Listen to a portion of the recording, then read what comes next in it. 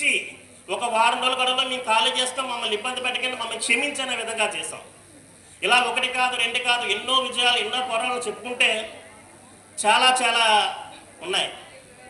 అయితే ముఖ్యంగా ఇక్కడ కొన్ని విషయాల గురించి నేను మాట్లాడడానికి తలుచుకున్నాను. నేను ఏ మతానికి వ్యతిరేకం కాదు. అయితే ఇప్పుడు వచ్చిన దాంట్లో కూడా చూశాను కొంతమంది పాపం అందరూ కూడా ఆడవాళ్ళు అందరూ కూడా ఏదో సంఖలో బుక్ పెట్టుకొని వెళ్తున్నారు. పాపం అందులో ఏముందో కూడా వాళ్ళకి తెలియదు, ఎవడో రాశాడో తెలియదు, ఏం రాశాడో తెలియదు, ఏముందో తెలియదు. పాపం అదేదో మత గ్రంథంలాగా వాళ్ళు చక్కగా సంకన పెట్టుకొని వెళ్తున్నారు. నేను వాళ్ళందరినీ అడుగుతున్నాను, మనకు 4 వేదాలు ఉన్నాయి. హలో, మనకు 4 వేదాలు ఉన్నాయి, 18 పురాణాలు ఉన్నాయి, 108 ఉపశక్తులు ఉన్నాయి, 10,000 భాష్యాలు ఉన్నాయి, 1,00,000 పైన ఉపభాష్యాలు ఉన్నాయి. ఇవన్నీ చదివిన పాపాన్ని పోయారా వీళ్ళని అడుగుతున్నా. కనీసం చూసిన పాపాన్ని పోయారా? ఈ బుక్కులో ఏముందో తెలియదు, ఆ బుక్కులో ఏముందో తెలియదు, ఏదో ఉందని చెప్పేసి సంకన వేసుకుని వెళ్ళిపోతున్నంటే వాళ్ళని ఏమనాలి? ఒక్కసారి మిమ్మల్ని అడుగుతున్నాను సోదరులారా, మన శ్రీరామచంద్రమూర్తి కన్నా ధర్మాత్ముడు ఎవడన్నా ఉన్నాడా అయ్యా? ఎవరన్నా ఉన్నాడా అయ్యా? మన శ్రీకృష్ణుడి కన్నా కరుణించేవాడు ఎవడన్నా ఉన్నాడా అయ్యా? ఎవడన్నా ఉన్నాడా? మన శివయ్య కన్నా బోలాశంకరుడు ఉన్నాడా అయ్యా?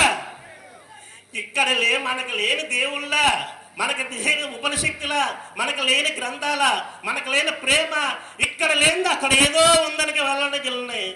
గొర్రెలు అంటారా ఏమంటారో ఒకసారి చెప్పండి మిత్రులారా. ఒక చిన్న విషయం మీకు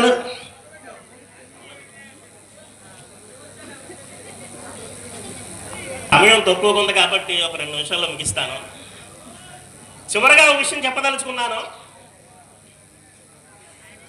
సముద్ర తీరంలో ఉండి అలలు తగ్గిన తర్వాత స్నానం చేద్దాంలే అనుకున్నాడు ఓ ప్రబుద్ధుడు. ఇంకో ప్రబుద్ధుడు నా సమస్యలన్నీ తీరిన తర్వాత ధర్మ పోరాటాలు చేద్దాంలే అనుకున్నాడు. వాడు స్నానమో చేయడు, ఇది ధర్మ పోరాటం చేయడు. ప్రస్తుత పరిస్థితుల్లో మన హిందువుల పరిస్థితి ఉంది. మనం పోరాటం చేయడం ఆపేద్దామా? మన ధర్మాన్ని మనం కాపాడుకుందామా? ప్రతి ఒక్కరు కూడా హిందూ సింహాల్లో నిద్ర లేవాలి. మన జరుగుతున్న అన్యాయాల గురించి ప్రశ్నించాలి, ప్రతిఘటించాలి, పోరాడాలి. మీరు మాతో కలిసి పోరాడతారా? ఇక్కడున్న ఆర్ఎస్ఎస్ కార్యకర్తలతో కలిసి పోరాడతారా? మన దేశం కోసం ధర్మం కోసం ప్రాణాలు అర్పిస్తారా? ఒక ఛత్రపతి శివాజీ వారసులు అవుతారా? ఈ రోజు చెప్పండి, నేను ఒక హిందువుని, మా నాన్న హిందువు, మా తాత హిందువు, నేను చచ్చే వరకు హిందువుగానే ఉంటాను. నేను చచ్చే వరకు హిందువుగానే ఉంటాను. వచ్చే మత మార్పిడి ముఠాలకు కూడా చెప్పండి, మా ధర్మం జోలికి, మా దేశం జోలికి వస్తే తరిమి తరిమి కొడతాం. ఏం చేద్దాం? తరిమి తరిమి కొడదాం. ఛత్రపతి శివాజీ మహారాజ్ కి, ఛత్రపతి శివాజీ మహారాజ్ కి, గట్టిగా ఛత్రపతి శివాజీ మహారాజ్ కి, జై శ్రీరామ్.